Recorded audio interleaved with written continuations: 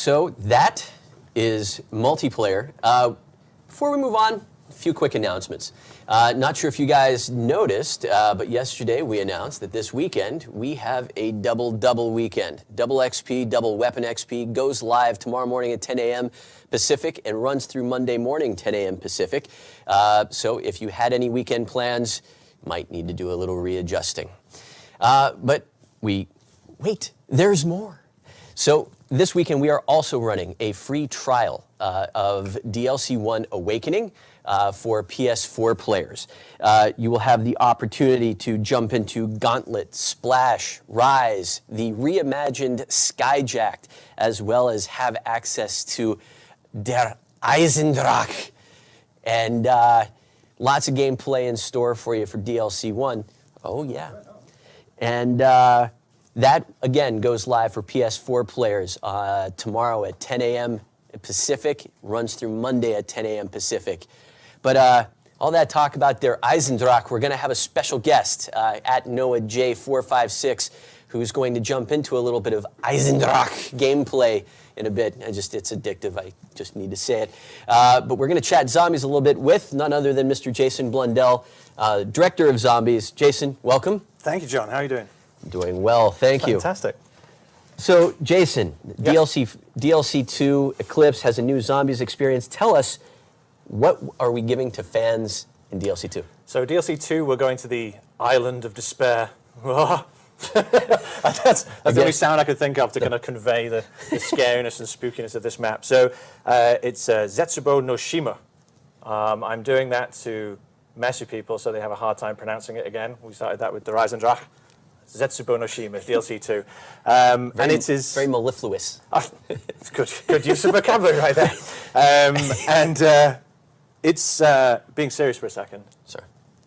It's probably one of the scariest maps we've done. Really? I can't be serious that way. Okay. It really, the atmosphere, the feeling of it, the artistry really behind creating a map that is more fundamentally disturbing to people. Now, we've kind of gone there in Zombies in the past. Obviously, we're dealing with the undead. But listening to the fans, they were talking about, how do we get back to the roots, how back to maps which are unnerving by their pure physicality. And so that's what Zetsubo no Shima is really about. It's Division 9, a group that has been revealed recently in the storyline, but they go back to Shinonuma, which is all the way back into World at War. And their experiments on this island, and our crew, our gang, are turning up there to find out what perversions of nature have taken place. Well, you had me at hello. Well, I just wanted to say perversions of nature. I hear they opened up at Coachella, Yeah. or they will be. That's going to be a meme now, isn't it? Pretty much. Pretty soon you're going to have a little interview time with Noah456, but before we jump over with him, Yes. you brought a little something special today. Did I? You did. What? Yes. Oh, yes, we did. We did. Yes. Yeah, we're gonna mix it up a bit. Rather than do the gameplay trailer, I brought a little special asset. I say bring, I mean, we're in Treyarch, so it's here anyway. But we're going to show the intro cinematic to DLC 2. Say it isn't so. It is so. All right.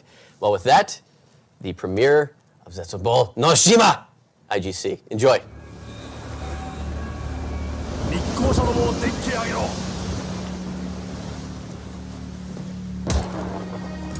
恥さらしめが日本を裏切り陛下にあだなすとは。Take it easy, Tack.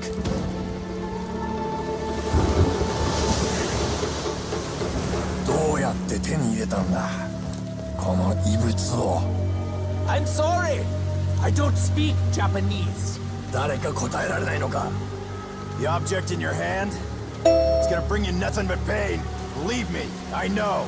ネズミどもを海に叩き落とせ I am an envoy of the Emperor himself. I am no traitor!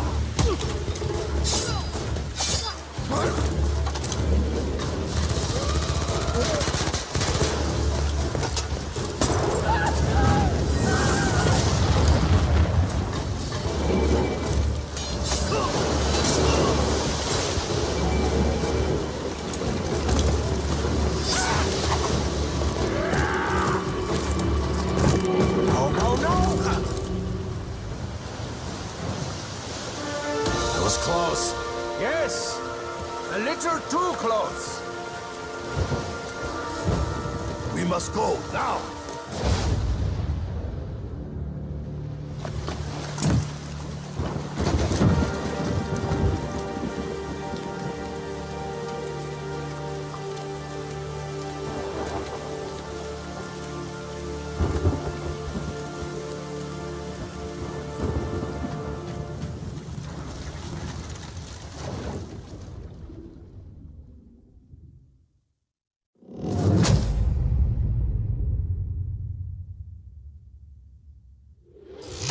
Get the season pass now. 4 DLC packs, 1 great price.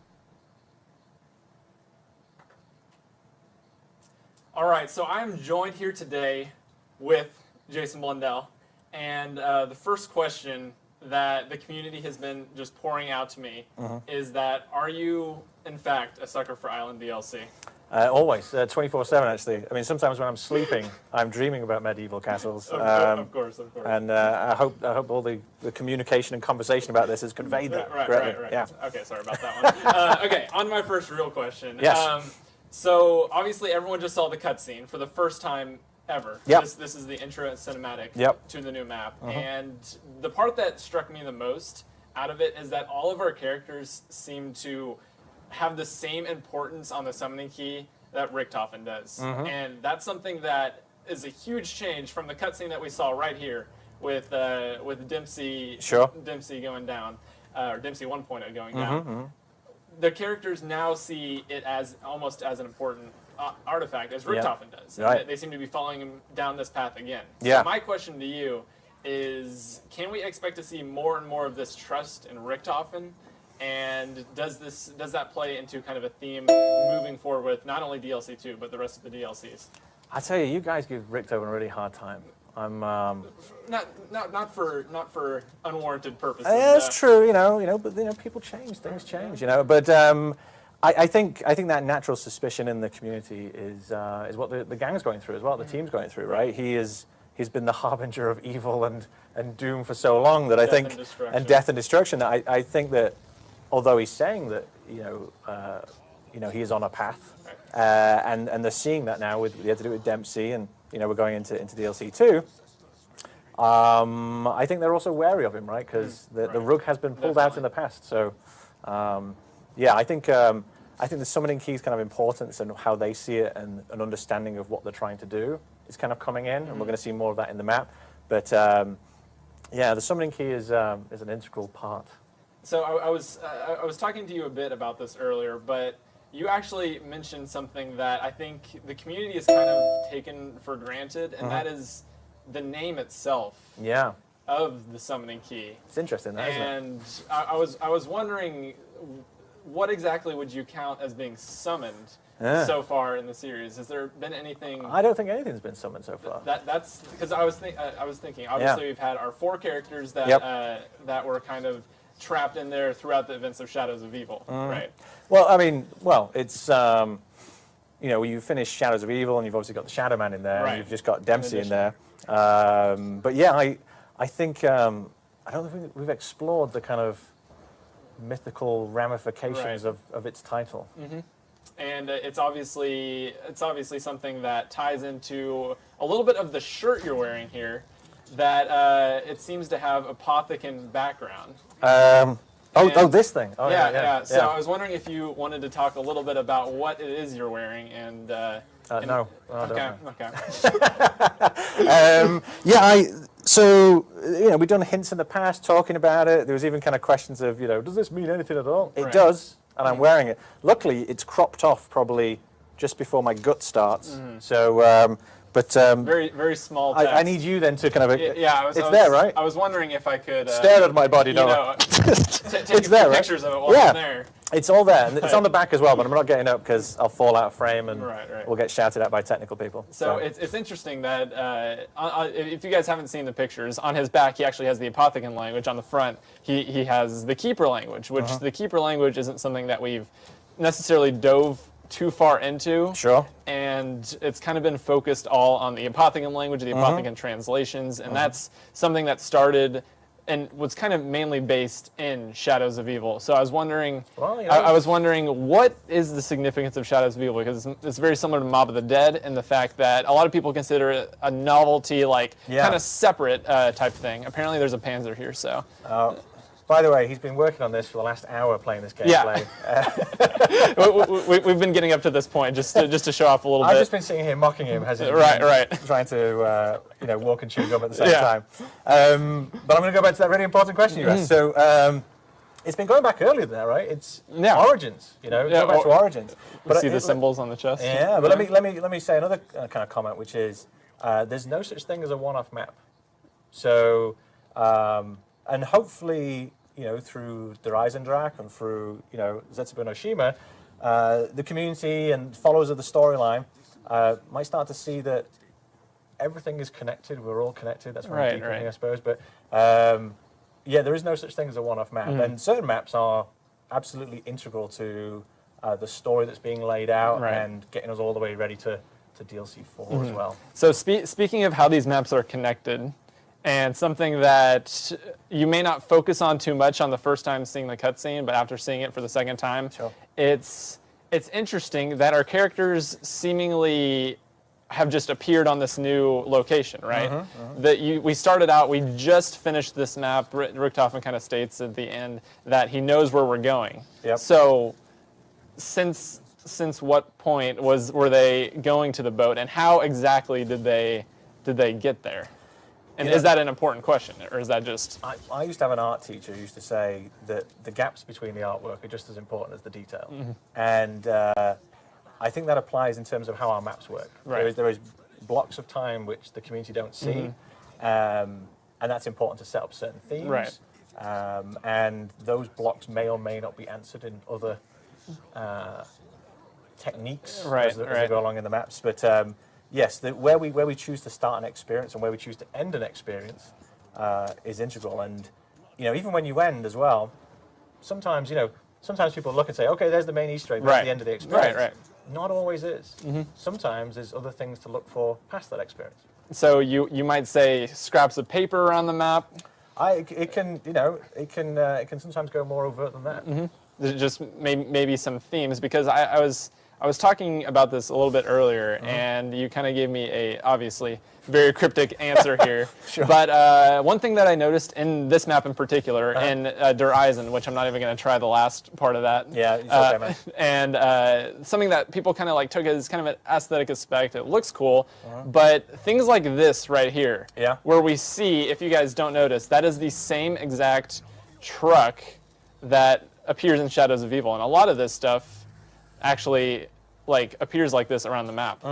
And I was wondering if you had any thoughts maybe on the bleeding of universes that we seem to be getting here. I have lots of thoughts about that. Would you care to share any? Yeah, it's so we're talking about multiverses, and we're talking about the fracturing of time, and there's a lot of things that at first glance may seem like game conventions or game conceits, which we spent a long time working into our narrative, and actually the narrative then informing those conceits as well. It works the opposite way around as well. But definitely with the split universe, multiverses, a gang traveling around, use of teleporters and so forth, all these kind of aspects are shaping the maps and shaping the worlds. You can't really think of it as in a single kind of contiguous way. That's part of half the complication. So what we'll have is kind of sometimes very simple ideas, but then are wrapped in kind of complexity. But once you kind of get those simple premises, lots of things then kind of spell themselves out. So will we be getting a few things spelled out in DLC 2? Absolutely. I mean, so our goal will be, to keep on presenting. Now, like a magician, right? We want to put the things in front of you, and so you're looking at that nice sparkly thing. Well, we're hiding the rabbit up our bum in the background. So that's the that's the trick. So we're kind of putting things in front of the players, so they kind of focus on and talk about it, and they're integral. But also, you might not be looking just past that object to see the other glaringly obvious things. So what we know so far, we got a little kind of intro into the map, and it seems to me, at least, that Takio is going to be kind of the focus of this map. Obviously, for the last one, we had Dempsey kind of taking place, and that was his kind of quest here. So I was wondering, what kind of themes is Takio going to bring in when he faces his 1.0 version? What a great question. That's not going to get answered. The one that will not be answered. Of course. I would. One thing that we're continuously doing with this DLC season is, and has been building upon great foundations of the past, is adding more dimension to our characters. Right. You know, what started off being quite two-dimensional in a way, you know, more stereotypical of the nation and so forth, exploring the emotion, exploring the connection between those characters, and then, you know, you've got characters in this kind of fantastical world with this fantastical set of events happening. Right. You know, how do they come to terms with it? And some of these things which are like, this is key to that character, how do you challenge that? How do you look at it? And how does the rest of the team respond to that? Right. Because they unwittingly all came together. So it's a growth of friendship and trust and mistrust. All that stuff is kind of playing on. Also on top of each person having to confront very taxing or trying things based in their own personality. Like, you know, killing another dimensional version of yourself. You know, might be a little stress in the head there. You know, like Dempsey, you know, he's kind of, you know, brash and over the top and, you know, shouting the American thing and let's go. And ultimately had to switch off the life support machine on himself. You know, a very moving, emotional moment. I just got chills thinking about that cutscene again. And I think that's the kind of, you know, I talk about the dimensions, that's what we're going for. Like each character has to almost kind of confront the things which define them, right? And that, I think that's a statement about life as well. Right. That's extremely deep. but this live stream. Such is the world of zombies. Yeah. So, talking about DLC 2 a little bit. Yep. What is your, just personally, and this you can throw in as many details about DLC 2 or choose not to, sure, as possible.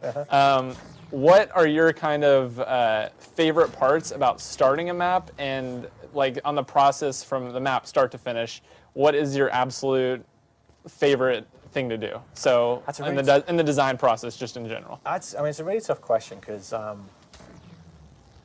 being in the games industry and being at Treyarch, no 2 days are the same. You know, you come into work one day, you come in the next day, something completely different. I'm going to say that the most enjoyable thing is just being surrounded by such creative and talented people who are solving the problems, right? I mean, I'm sat here being the mouthpiece of it, but there's hundreds of guys who are working very hard and are all experts in their field. And because we've been together so long, there's even conversations they don't need to have because it's just inherent knowledge of each other and how to work. And so I just love watching this kind of pouring of creativity, and that extends through all the disciplines, right? So you've got your programmers, you've got your artists, you've got your animators, you've got your sound engineers, you've got a lot of work. The list goes on. And seeing them tackling challenging problems, not only completing them, but then going further. You know, there's so much kind of love and passion the team kind of plows in. I just love watching them do it, and then when you see at the end the pride that they have in that creation is phenomenal. When that final product is put out there to the world. Yeah. And I know the community is very excited. And another question I had is, how much do you as developers look at community feedback and read up on what people are saying and take that into account whenever you're our team, designing? Absolutely, very, very active. Obviously, you know, and as you know from this conversation before we started, I'm technologically illiterate in terms of my abilities to have any knowledge of social media. But, they take it very kind of passionate, and that comes through in design. Always down. Yeah. Cut the cameras. Cut them. Can we go again? Is this live? So that's really important because they then bring those concerns through. Right. But I think it's also important as well. Let's imagine I did know what the hell I was doing with a computer. Right. I think it's also important to not be too connected, because if you're too connected, then you're just following the narrative too closely with the community. So I think it's good that there's a lever of filter and there's a separation, but we also have large groups of our team who intently watch that stuff and then feed that into their design meetings and feed that into their direction. And then on top of that, obviously, we then have a rigorous kind of back-end QA support who's listening very intently to problems and bugs, because there's no piece of software that's ever been created that doesn't have bugs. So how do we find these ones quickly enough, and then how do we fix them and kind of guarantee a quality of And you were saying that also is in big help due to the community and the support that the community gives. You know, even if I have a 200-man QA team, that's not enough for the community Sure. when they play it, right? So A couple million QA team right there. yeah, so you know, we go after that very vigorously and very very seriously. So speaking a little bit on the design process and more specifically, kind of the maps. When you're designing Easter eggs, as I'm failing to do to accomplish You're right doing now. great. You're doing great. It's okay. I'm playing without sound. No pressure. It's a big issue. He's saying that. He's making excuses now. So whenever you go into actually designing an Easter egg, what is your target length of an Easter egg? What kind of challenges do you want to put in the actual design process when you're talking about it for the very first time? It's a big question. So it's thought about in multiple strata. So we think about Easter egg components which are easier for people to get to. So there's like, hey, I'm a zombies guy. I can just about hold my own. There should be certain ones where you can get this thing. Then there's what people talk about as the main Easter egg. Right. And then the complexity of that is based on what map came before, what the properties of the map are, because the geo and the kind of atmosphere and attitude, so for DLC 2, we're talking about it's creepy, it's scary, it's disturbing, it's this kind of nature being warped kind of idea. That lends itself to the type of Easter egg you then do, right? And then you then wonder, well, how many steps am I going to do? And once again, that's a kind of balance on, okay, are we wanting it to be long and laborious? Are we wanting it to be branched so that you can get to this point and then there's multiple options, or it's a single path all the way through? And then that comes down to personal taste and flavor a little bit. But then also, okay, how do we make sure that there's cool moments along the path as well? So you get rewarded as you go along. so it's not always, you know, we don't sit down and say, oh, here's the 1-day Easter egg, or the 2-day Easter egg, because I would be famously wrong if I said that comment, because you guys are just phenomenal at doing this stuff. So what we try and do is kind of think of it in terms of what kind of experience do we want. You know, we were talking earlier about, okay, Der Eisendrache, when you get to, you know, your main kind of boss fight, we knew the electricity was going to kill everyone on the first time. Right. But, you know, we were like, okay. Which I experienced firsthand. We're like, yeah, exactly.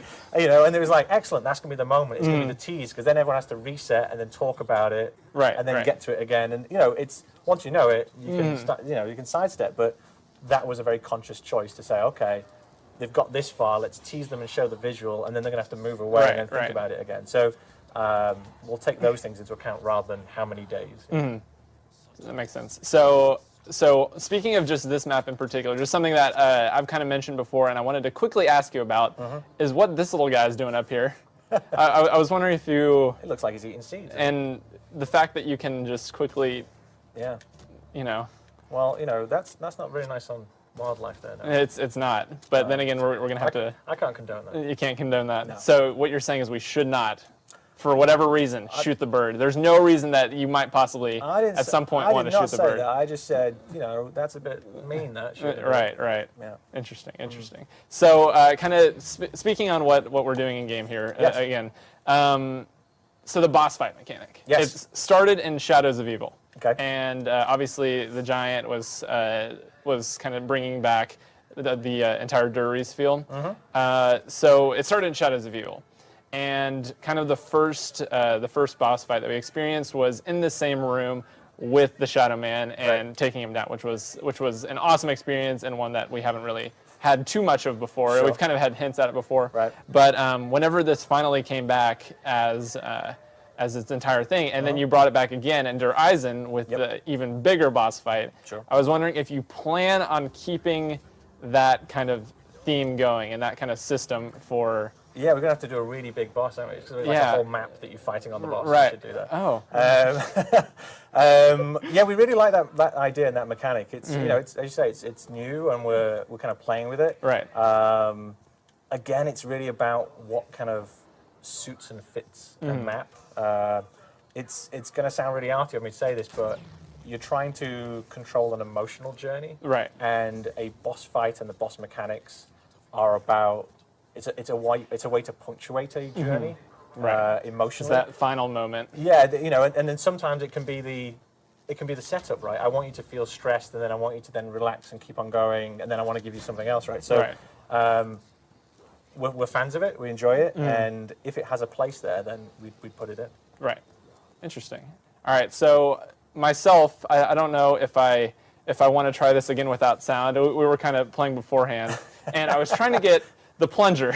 You're trying to get the plunger, yeah. Without sound and without hearing. We're going to try this one more time, and then we're going to go into the boss fight itself. But I just wanted to ask, in terms of DLC 2, Yep. what kind of themes, and I know it's going to be a very spooky map that a lot of people have been asking for a long time. And I'm going to not even get a chance. All right, we're going to the boss fight. What kind of themes and ideas can we kind of expect within our characters and the development between our characters? Well, I mean, they've all gone through the experience of Dreisendrach, right? Right. So they're all now seeing the beginnings of Richtoven's plan, understanding a certain kind of consequence of stuff. But I think you've also got to kind of come to terms with the, like we were talking about before, right? The emotional journey of what you're actually doing, right? There's doing the thing that you're supposed to do, and then there's the emotional journey of, yes, but I'm doing this thing. Yeah. And You're still having to go through what the right thing is to do. yeah, you know, Richtoven's always been like, his intellect has almost prevented his humanity at times. Right. And I think, hopefully, if you guys believe in him, if you can just reach out your Right. hearts to help him. Which has worked out so well in the past He for is, us. he is trying to put his humanity in front of his intellect. You know, this is the right thing to do. Right. If only you guys would give him a chance. So We will debate very, very much on whether or not we will. But come on, people, give him a chance. so another question. I can grab these in just a second after I Doing well. It's talking, playing. talking, playing, the whole shebang. Comes with the job description. So while I'm doing this part right here, I had a couple of community questions that I wanted to ask. I'll get one as well. One of which is The answers. you have those. I'm waiting on you for those. Okay. Is one question from Omar was asking, what are the Mob of the Dead vials doing on Richtofen? What is his deal with the files there? Can I stare longingly into the camera at this moment? Zoom. Hello from the other side. Next question. Next question. Okay, we have another one. Yep. If I don't go down here. Good question, though. That asked, will we be? Ryan loved the throwback that we got with Dr. Groff, and he was wondering if there would be anything else kind of similar to that we might possibly be getting in some of the future DLCs. Yeah, I mean, I'll go back to my previous statement, which is there's no such thing as a one-off map, and there's no such thing as here's new canon. Right. You know, there is this part of the story, but the story as a whole is considered as a whole. Right. And so, yes, I would expect that type of stuff. Okay. Quite a lot of it. Very nice, very nice. And then we have Amongst Zombies says, you mentioned kind of before the Shadows of Evil map came out, before we had even touched Black Ops 3 Zombies, that there would be an Easter egg included that none of us will find. It's not going to be solvable. Yep. You don't have any faith in us for that aspect. Yeah. Has that Easter egg been found? It has not. It has not. So there is still something in Shadows of Evil in which It would be too simple for me to say it's in Shadows of Evil, but I would say there is an Easter egg that has not been found. There's actually, there's lots. Right? We've already said that statement before, but the one there's a significant one. The one I was specifically talking about has not. Interesting. Yeah. Okay. Let me go ahead and get through the final You're stage doing here. well. You're doing well. I'm really trying. You're This will doing be good. so embarrassing if I manage to go down here. This is fantastic. I I don't know why I doubted you. I doubted you before. Right. I doubted you before this. All right, I think Oh, we might have got it, possibly. You get it? And then I had another question here. Kind of lost my train of thought a little bit. Well, we're fine. We've done this with no perks before.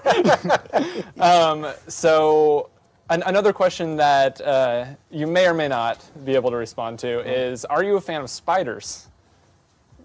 I love spiders. Seemingly maybe of the zombies variety. I love spiders. I love all of the creatures from Mother Nature. Right. Yeah. And could we expect to see in DLC 2 kind of some of these themes and aspects coming in from? I think what we're going to see is what happens when bad people play with the fundamentals of nature. That's interesting. That's interesting. and those might come in the form of maybe not only arachnids, possibly, but kind of the form of zombie varieties that we. Well, will there be anything that we haven't seen before of the zombie variety? I guarantee it. Guarantee it. Can you speak any more on what that guarantee might bring? That'd be too easy. It's true. It's true. I thought we agreed though. You know all the information, so everyone can just hit you up. Right. Yeah, you guys just tweet me. I'll give you guys. He's got everything. DLCs 1 through 4, easy. I don't know why you're asking me these questions. You know the answers. I'm just getting a little trouble on the internet now. Yeah, right. Yeah. Okay. And another question that was asked a lot was the keepers are very, very much like involved in these maps. Yes. And personally, I feel like it's another thing that people have kind of taken for granted, if you will. Sure. Is that, okay, these keepers exist, they're here. Yeah. We're doing it, no perks. If the keepers are here, right? Yep, right. And whatever reason they are here for is yet to be shown. Can we expect to see them kind of a reoccurring theme throughout the DLC season? I think that's the thing about keepers, right? You never know. You never know what they might do. Yeah. And those crazy keeper guys. And not only that is the fact that in Origins we got through scraps of paper a picture of our characters, not only with the caption premise, which is a very interesting term in itself, and we also received this picture of them garbed in keeper clothing. Okay. Which I was wondering if you could speak any on that.